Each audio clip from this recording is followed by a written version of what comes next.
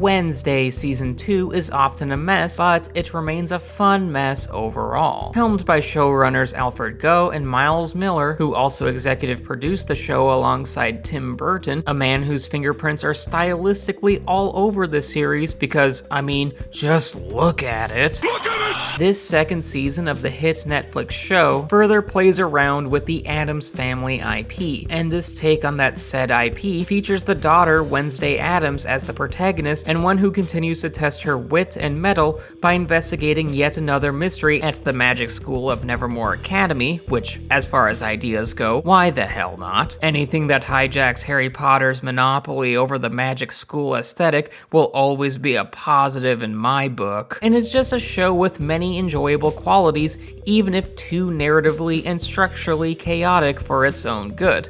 There's just a lot of pros and cons here. However, Wednesday Season 2 is nonetheless entertaining, mainly due to its two leads in Jenna Ortega's gothic title character and Emma Myers' upbeat and preppy Enid Sinclair, mostly because the two characters complement each other and the ways in which other characters react to them are often very amusing. To start with Wednesday, the title character, Wednesday is obsessed with the dark, occult, and just death in general, which, okay, I can kind of relate. I'm into darkness too. Furthermore, Ortega's take on the character is hyper-intelligent yet emotionally reserved to the point that her peers often believe her to be either sociopathic or psychopathic, because as a character, Wednesday's thirst to prove her superior intellect and her willingness to break the rules in order to solve a mystery is, while engaging, and even darkly humorous for those of us in the audience because of how her macabre-steeped vocabulary is second to none, are actions that alienate her from a potential pool of friends and Nevermore student body as a whole, which is a problem for our Wednesday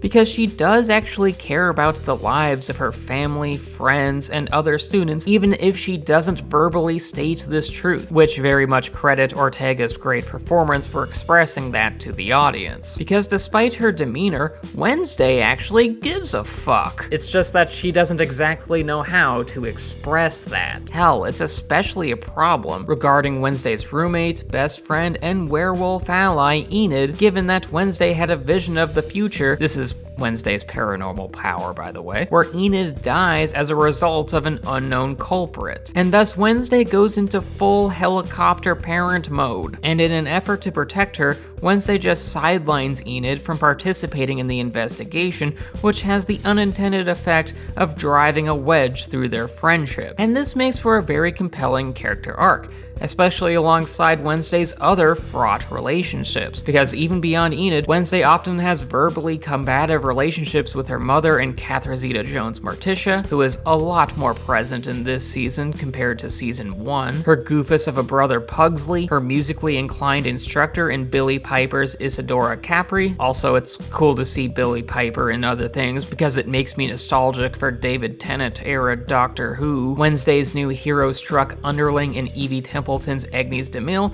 and of course, there's Wednesday's right hand in the loyal but often mistreated Thing, no relation, who is just the best sidekick anyone can ask for, even though he can't verbally respond to Wednesday's inquiries because he doesn't have a mouth, because, and I don't know if you know this, he is a hand. Talk to the hand. Admittedly, there are other characters that Wednesday struggles to relate to or even respect, but you more or less get the point. Wednesday, while definitely full of ego regarding her intellect, actually cares about others, but she also just can't help but to alienate them as well, which just creates an interesting character dynamic. Enid, however, is Wednesday's polar opposite. She's colorful, emotive, and incredibly social, whereas Wednesday is notably not those things. You know, because Wednesday is emotionally vacant, dark, brooding, and antisocial.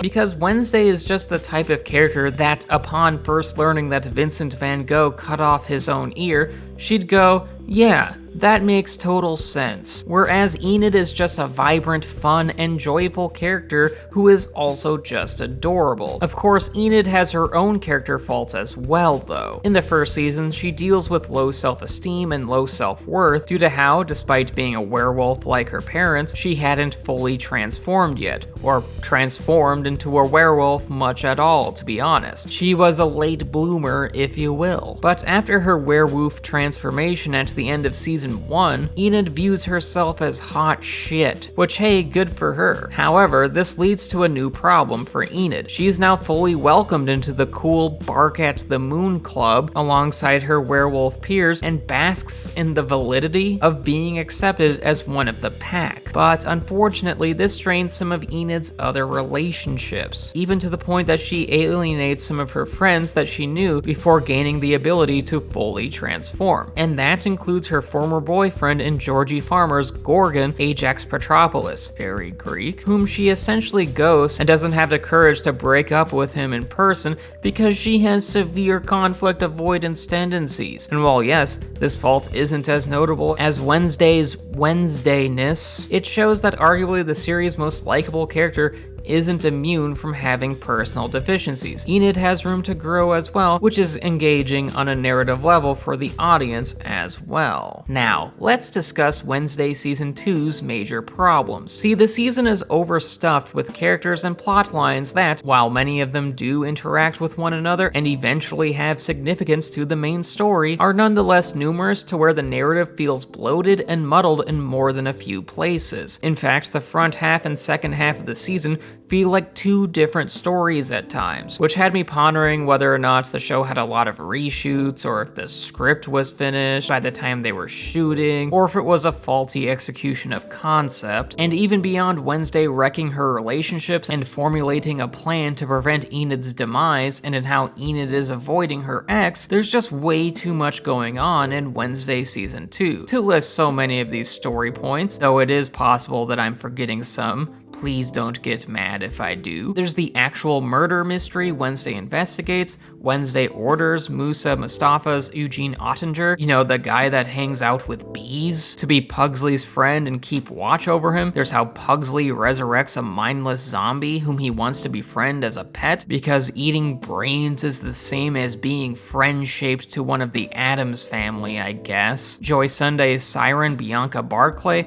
houses her mom in a safe place so the cult that she had just escaped from doesn't find her. Gwendolyn Christie's deceased former Nevermore principal Larissa Weems pesters Wednesday from beyond the grave as a ghost. There's some history pertinent to Wednesday's investigation that her mother Morticia and her father and Luis Gomez Adams actively obfuscates from her. There's Wednesday's grandmother and Joanna Lumley's Hester Frump and her troubled relationship with her daughter Morticia. Oh, there be parallels here. There's the question of what Christina Ricci's Marilyn Thornhill and Hunter Doohan's Tyler Galpin, i.e. the ultimate villains of Wednesday Season 1, are currently up to, and then there's Steve Buscemi's Principal Dort, i.e. Nevermore's newest principal, who feels sleazy and intentionally cringe as he attempts to be a president that the students view as being cool. How do you do, fellow kids?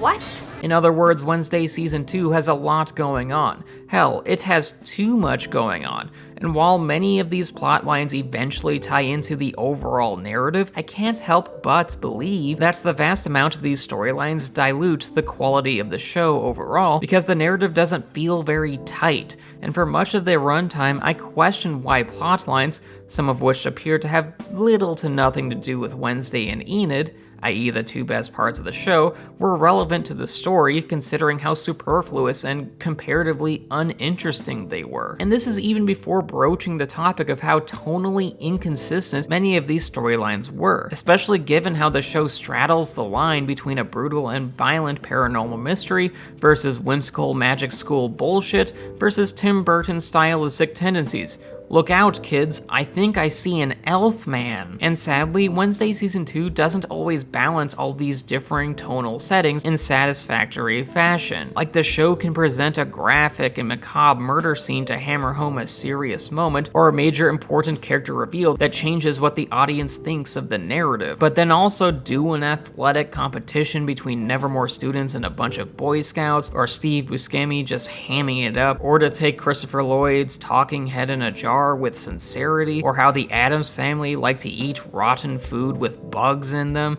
or Uncle Fester doing weird Uncle Fester shit. It's kinda kinky. But anyway, the point. The show can be very dark, but also very comedically light at times, which is fine, but the execution is at fault here because these two tones don't always play well with each other here. And look, I understand that some of these storytelling elements and ideas could work together harmoniously, because that's why J.K. Rowling has so much money and cultural power that she uses to discriminate against trans people. But this would have required some refinement both during the scripting stage and the editing stage, which unfortunately did not happen. It's a major problem. Still, Wednesday Season 2 remains a fun show despite these severe structural issues. As a character, Wednesday just verbally destroying her enemies, peers, and sometimes friends is often very humorous, and Enid remains a very heartfelt character that's easy to get attached to. And these two characters, especially when together, are just delightfully entertaining, meaning that despite the litany of issues,